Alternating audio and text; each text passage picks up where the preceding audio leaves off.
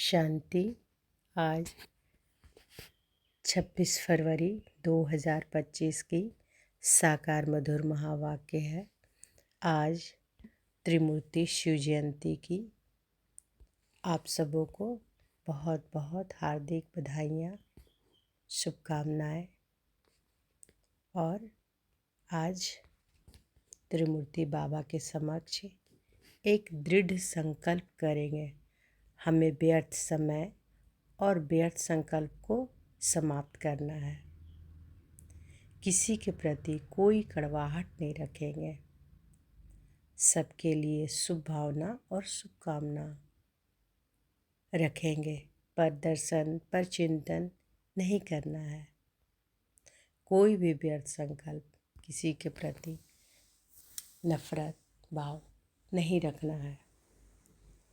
तो बाबा के सामने दृढ़ संकल्प करेंगे, है ना, कि आज से अपना व्यर्थ समय और व्यर्थ संकल्प दोनों को समाप्त करेंगे। तो आज की मधुर महावाक्य में बाबा बोले, मीठे बच्चे, तुम्हें अपार खुशी होनी चाहिए कि हम अभी पुराना कपड़ा छोड़ घर जाएंगे, फिर नया कपड़ा नई दुनिया में लेंगे। तुम्हें अपार खुशी होनी चाहिए कि हम अभी पुराना कपड़ा छोड़ घर जाएंगे, फिर नया कपड़ा नई दुनिया में लेंगे।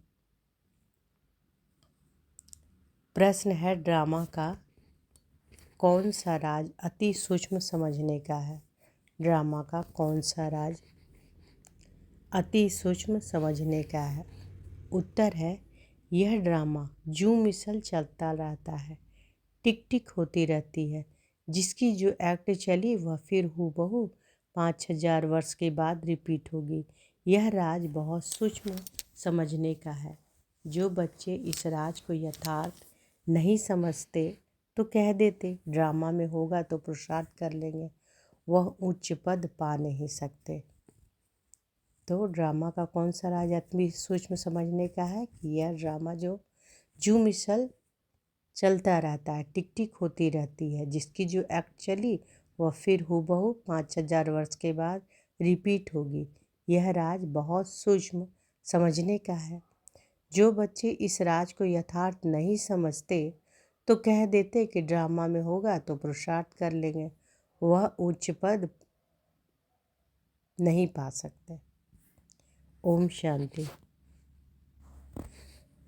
बच्चों को बाप की पहचान मिली, फिर बाप से वर्षा लेना है और पावन बनना है। कहते भी हैं, हे पतित पावन आकर हमको पावन बनाओ।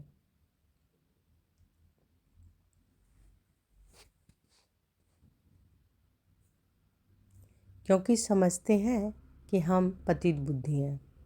तो बाबा क्या कहते हैं कि बच्चों को बाप की पहचान मिली, फिर बाप से वर्षा लेना है और पावन बनना है।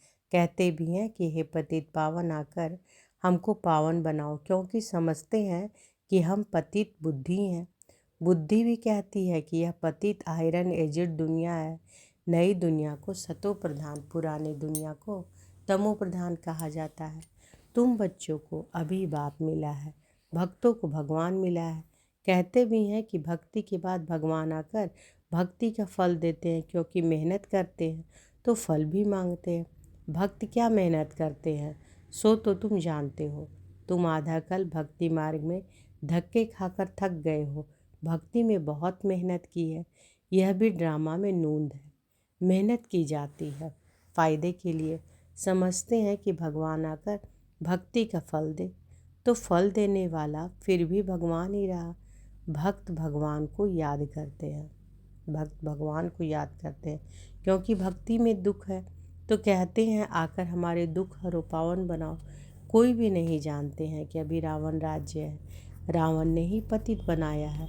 कहते भी हैं कि राम राज्य चाहिए, परंतु वह कब कैसे होना है कोई को भी यह पता नहीं। आत्मा अंदर समझती है कि रावण राज्य है। यह है ही भक्ति मार्ग। भक्त बहुत ताज तमाशे करते हैं, खुशी भी होती है, फिर रोते भी हैं। भगवान के प्रेम में आंसू आ जाते, परंतु भगवान को जानते नहीं। जिसके प्रेम में आंसू आते हैं उनको जानना चाहिए ना। चित्रों से तो कुछ मिल नहीं सकता। हाँ, बहुत भक्ति करते हैं तो साक्षात्कार होता है, बस वही उनके लिए खुशी की बात है। भगवान खुद ही आकर अपना परिचय देते हैं कि मैं कौन हूँ। मैं जो हूँ, जैसा हूँ, दुनिया में कोई नहीं जानते। तुम्हारे में जो बाबा कहते हैं उनमें भी कोई पक्के हैं, कोई कच्चे हैं। तो बाबा कह रहे तुम्हारे में भी जो बाबा कहते हैं कोई कच्चे हैं, कोई पक्के हैं। देह अभिमान टूटने में ही मेहनत लगती है। देही अभिमानी बनना पड़े। बाप कहते हैं तुम आत्मा हो, तुम 84 जन्म भोग तमो प्रधान बनी हो। अभी आत्मा का तीसरा नेत्र मिला है। आत्मा समझ रही है। तुम बच्चों को सारे सृष्टि चक्र का नॉलेज बाप देते हैं। बाप नॉलेजफुल हैं तो बच्चों को भी नॉलेज देते हैं। कोई पूछे सिर्फ तुम ही 84 जन्म लेते हो? बोलो हाँ, हमारे में कोई 84, कोई 82 जन्म लेते हैं। बहुत में बहुत 84 जन्म लेते हैं। बहुत में बहुत 84 जन्म ही लेते हैं। 84 जन्म उनके हैं जो शुरू में आते हैं। जो अच्छी रीति पढ़कर उच्च पद पाते हैं वह जल्दी आएंगे, माला में नज़दीक पिरोए जाएंगे। जैसे नया घर बनता रहता है तो दिल में आता है जल्दी बन जाए तो हम जाकर बैठे। तुम बच्चों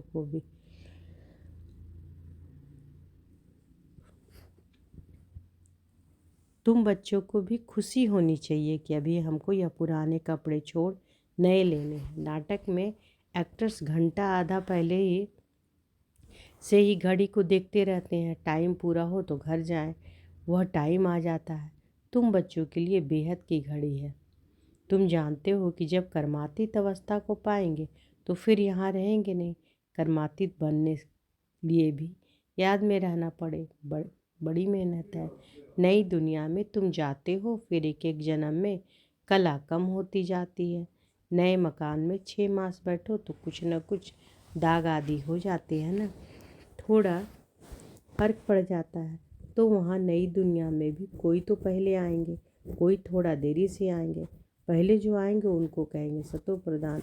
फिर आहिस्ते आहिस्ते कला कम होती जाती है।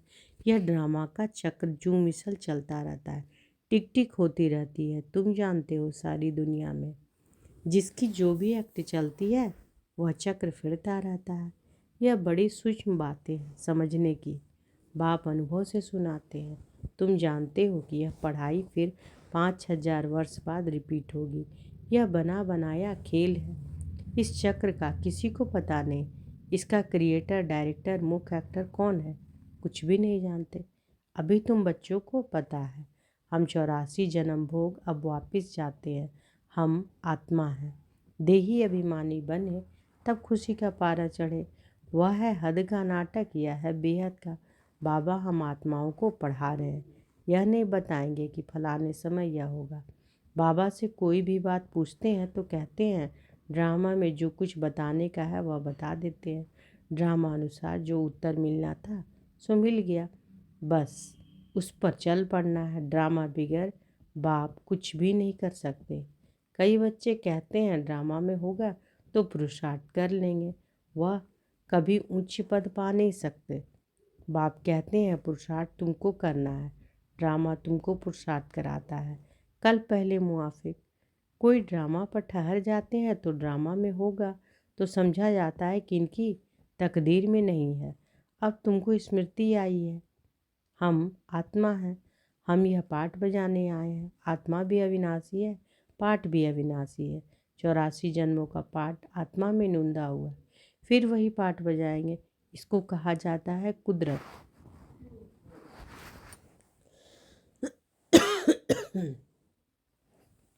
तो कुदरत किसको कहा जाता है कि 84 जन्मों का पाठ आत्मा में नूंधा हुआ है, फिर वही पाठ बजाएंगे। इसको कहा जाता है कुदरत। कुदरत का और क्या विस्तार करेंगे।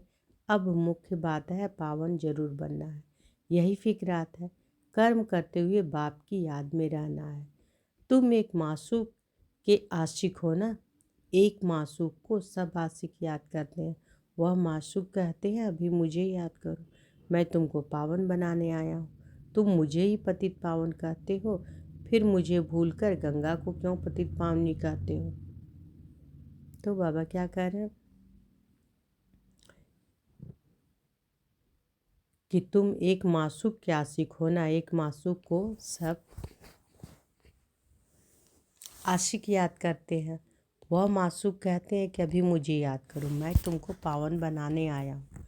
तुम मुझे ही पतित पावन कहते हो, फिर मुझे भूलकर गंगा को क्यों पतित पावनी कहते हो। अभी तुमने समझा है तो वह सब छोड़ दिया है। तुम समझते हो बाप ही पतित पावन है। अब पतित पावन श्री कृष्ण को समझ कभी याद नहीं करेंगे, परंतु भगवान कैसे आते हैं यह कोई नहीं जानते। श्री कृष्ण की आत्मा जो सतयुग में थी वह अनेक रूप धारण करते करते अभी तमो प्रधान बनी है, फिर सतो प्रधान बनती है। शास्त्रों में यह भूल कर दी है। यह भी भूल जब हो तब तो हम आकर अभूल बनाए ना। यह भूले भी ड्रामा में है, फिर भी होंगी। अब तुमको समझाया है। शिव भगवान वाच भगवान कहते भी शिव को है। भगवान तो एक ही होता है, सब भक्तों को फल देने वाला एक भगवान। उनको कोई भी जान नहीं सकता। आत्मा कहती है ओ गॉड फादर। तो भगवान कहते भी हैं शिव को। भगवान तो एक ही होता है, सब भक्तों को फल देने वाला एक भगवान। उनको कोई भी जान नहीं सकते। आत्मा कहती है ओ गॉड फादर। ओ लौकिक फादर तो यहाँ है, फिर भी उस बाप को याद करते हैं तो आत्मा के दो फादर हो जाते हैं। भक्ति मार्ग में उस फादर को याद करते रहते हैं। आत्मा तो है ही। इतनी सब आत्माओं को अपना अपना पाठ मिला है। एक शरीर छोड़ फिर दूसरा ले पाठ बजाना होता है। यह सब बातें बाप ही समझाते हैं।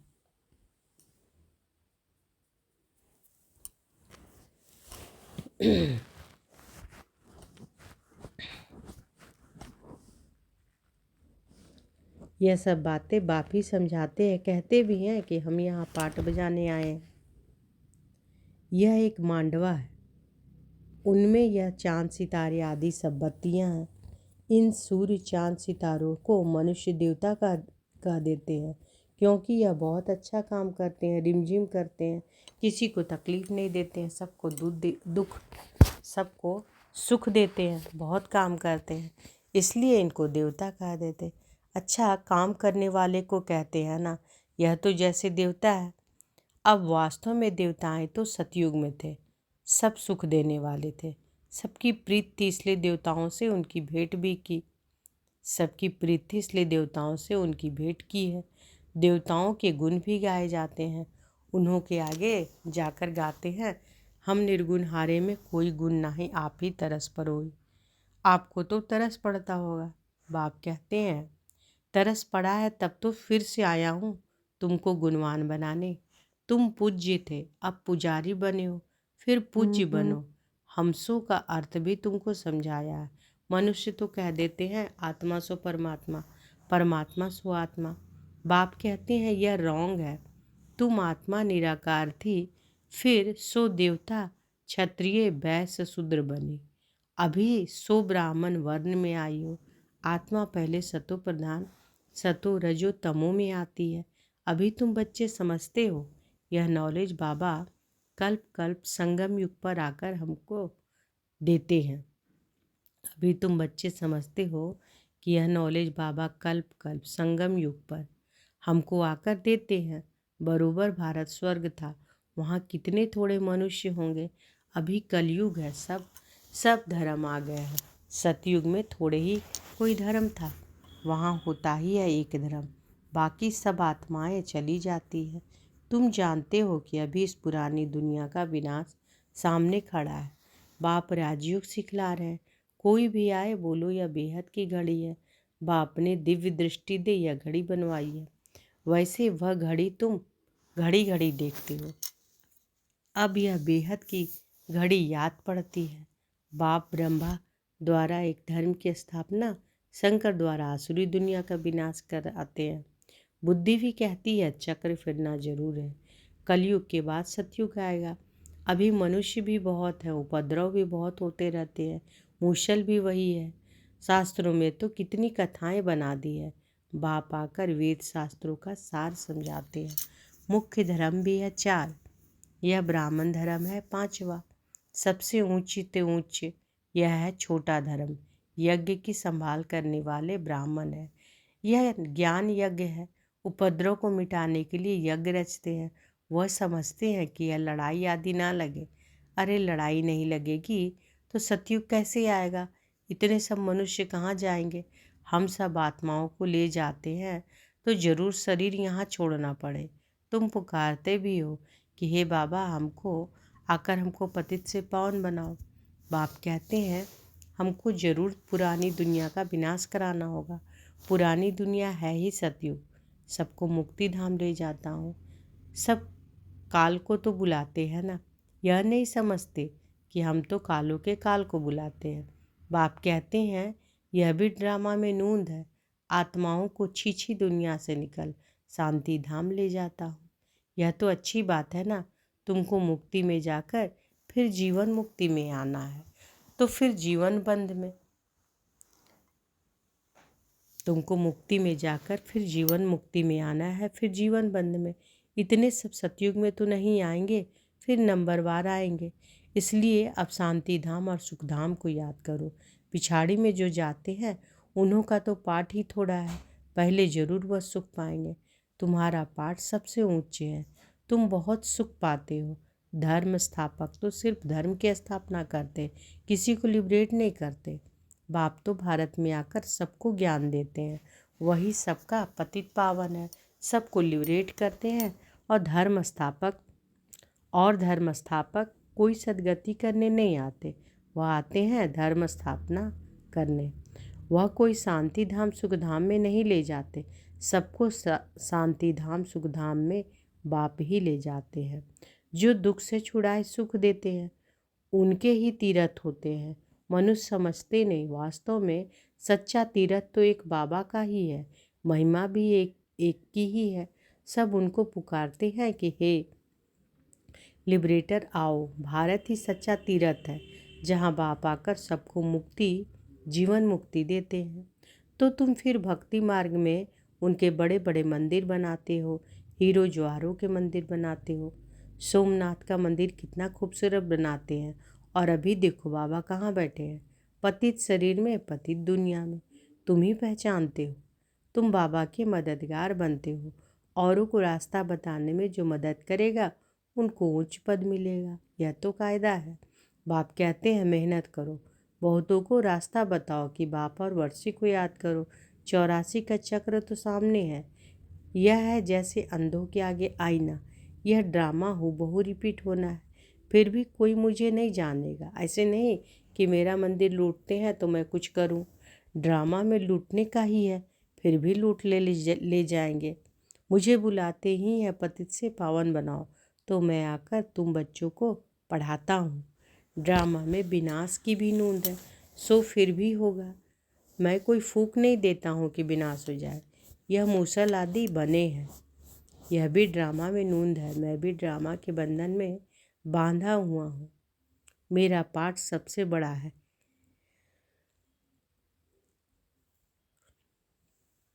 तो बाबा क्या कह रहे हैं कि मैं भी ड्रामा के बंधन में बांधा हुआ हूँ, मेरा पाठ सबसे बड़ा है। सृष्टि को बदलना, पतित से पावन बनाना।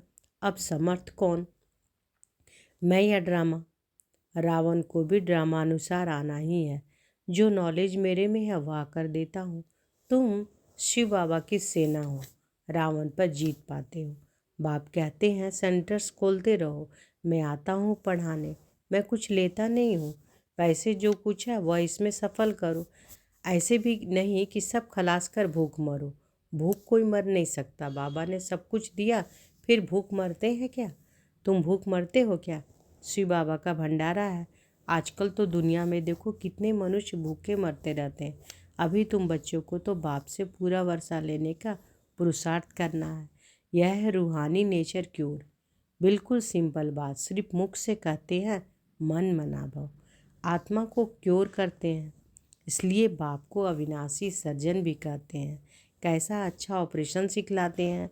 मुझे याद करो तो तुम्हारे सब दुख दूर हो जाएंगे। तो बाबा क्या कहते हैं कि आत्मा को ही क्योर करते हैं, इसलिए बाप को अविनाशी सर्जन भी कहा जाता है।